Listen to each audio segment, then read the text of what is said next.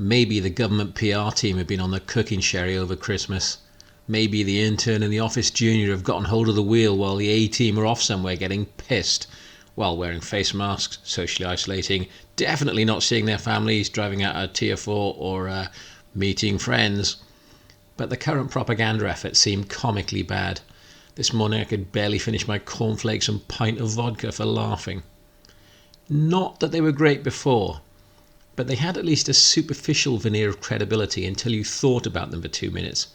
But the latest offerings are like 4-day-old turkey. No one wants any.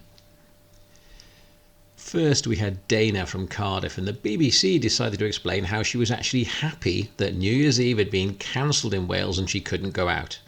Dana seemed under the impression that if the government didn't actively ban something, it was compulsory.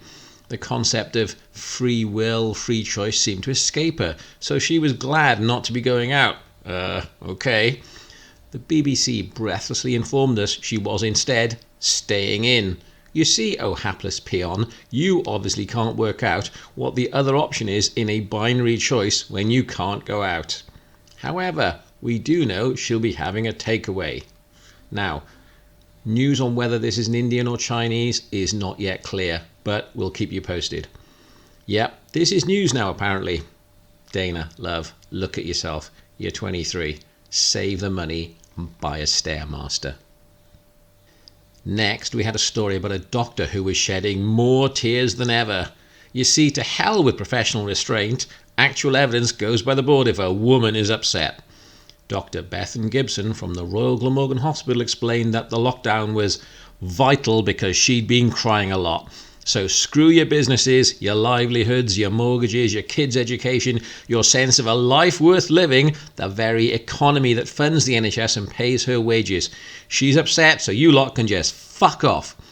Dr. Gibson is upset that nurses are busy looking after sick people. That's not what they signed up for. There's barely enough time to rehearse a TikTok video. But if you care to look at the story, it's not because of COVID. No. The graph is hard to read, but COVID numbers have jumped from about 10 in early November to about 20 in late December. Now, despite 8 months warning, the NHS can't cope. You just weren't protecting it enough, you selfish bastards with your lives and your needs to earn a living. In the week commencing 19th of December, there was this horror story that parts of the Welsh NHS were full, and this was true as far as it went. But it wasn't due to surging COVID cases as they implied. Of course, if you look at the graph, you see that COVID cases weren't much increased, but NHS capacity collapsed. At one point, bed capacity seemed to drop to around 40 from 90 intensive care beds. You had 8 months to prepare, and far from being able to staff any of the 17 field hospitals built at a cost of 166 million, they can't even staff their own standard provision when it's actually needed due to rampant absenteeism. Pretty cool, huh? A BBC horror story which debunks itself. Remind me to applaud, won't you? Later on in the piece, we go to some video of sick people coughing. Look at what you're doing to us. You see, it's nothing to do with the arguably poor lifestyle choices they've made in the last 40 years, as the data clearly indicates. Oh no, it's your fault, you bastard, with your rational thinking about masks.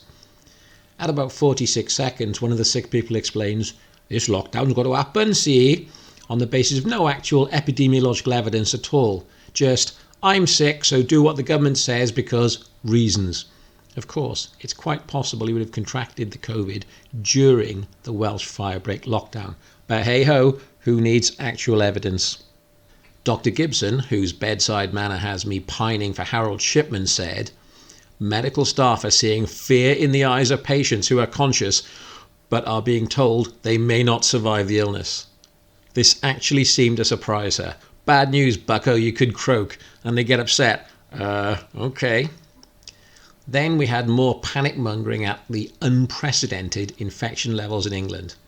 Now, it wasn't entirely clear what this meant, but fuck it. The headline sounded scary and not many people bother reading the actual words. The text accompanying the picture said, London Ambulance Service received as many emergency calls on December 26 as it did during the height of the first wave of COVID-19. So right there, the first line of text debunks the headline, as there was clearly precedent, so it couldn't be unprecedented, even assuming all the 999 calls were COVID, and of course they weren't.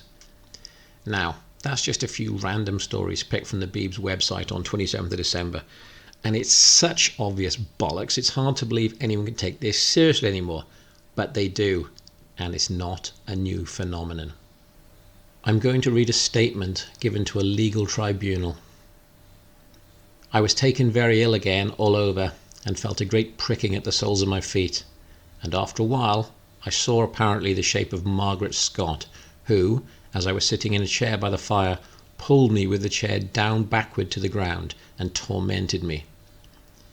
This was the testimony of Mary Daniel, a teenager whose deposition was submitted to the court on the September 15th, 1692.